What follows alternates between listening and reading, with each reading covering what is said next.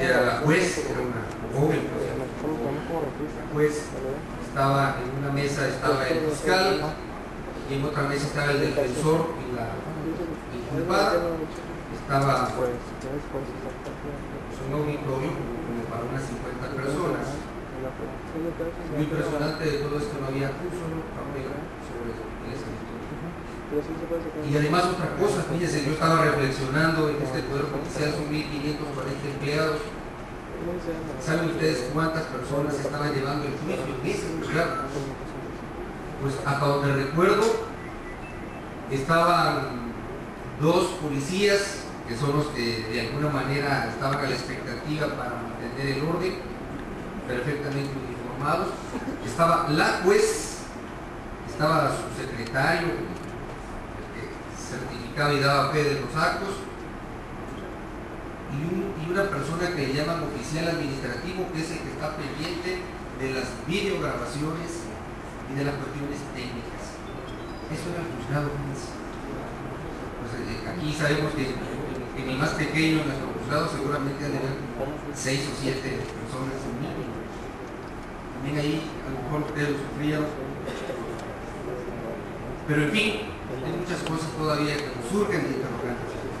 Y también otro aspecto, hace rato se preguntaba sobre el secuestro en Europa.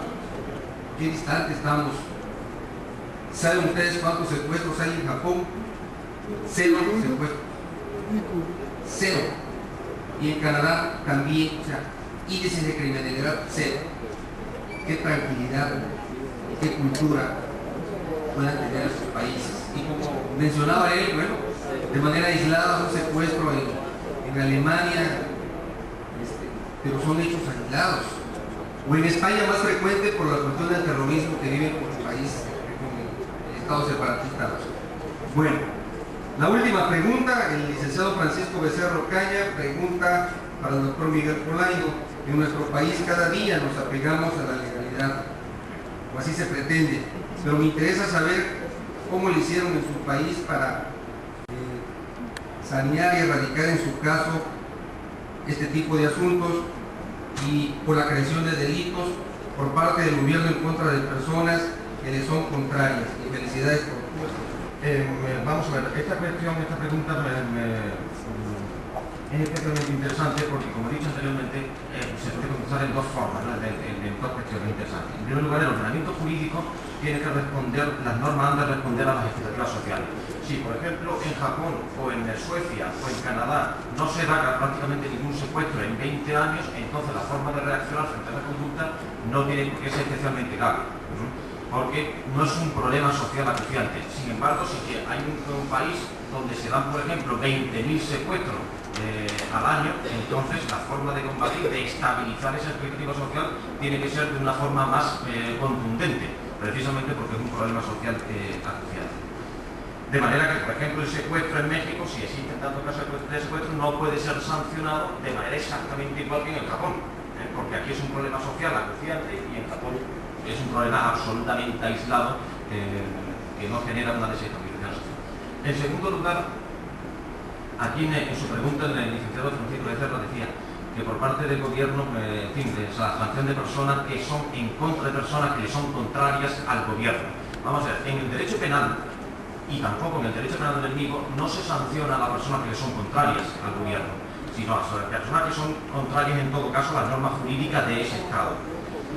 Es decir, que el concepto de enemigo, en contra de lo que piensan los contradictores del derecho del enemigo, el concepto de enemigo no se equipara a contradictor, a opositor, al discrepante político, religioso, ideológico, etc., sino a un sujeto que infringe una norma jurídica tipificada incriminada en un determinado Estado y se le sanciona como de manera proporcional por su gravedad. De manera que el concepto de enemigo no tiene absolutamente nada que ver con el combate de sujetos discrepantes de lo que uno piensa. Eso se da en los estados autoritarios. Pero precisamente por eso el derecho penal de los enemigos en los estados autoritarios no tiene absolutamente nada que ver con el derecho penal del enemigo en los estados democráticos. Y esto es lo que no se enteran, no se quieren enterar los contradictores del derecho penal del enemigo funcionalista.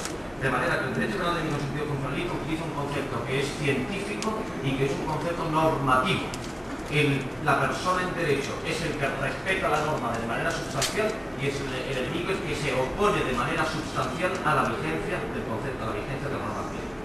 Por cierto, que termina su pregunta felicitándome por mi disposición. Muchas gracias. Es lo mínimo que he podido hacer, ¿no? Con la exposición aquí para corresponder a su amabilidad.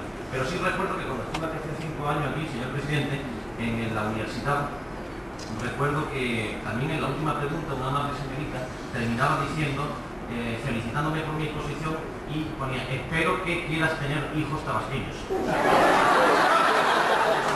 5 años después tengo que decir que desgraciadamente no los tengo, pero que no tenemos nada en contra de tenerlos.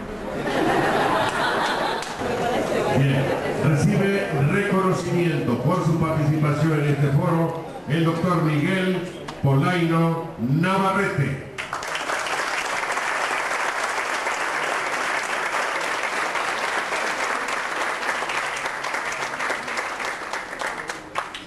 Recibe reconocimiento la doctora Marisol Orts González.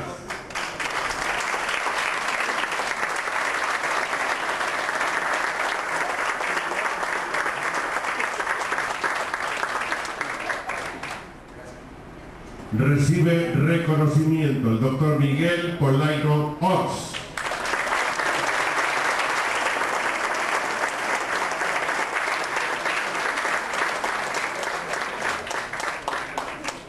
Y recibe reconocimiento el doctor Diego Javier Slupski.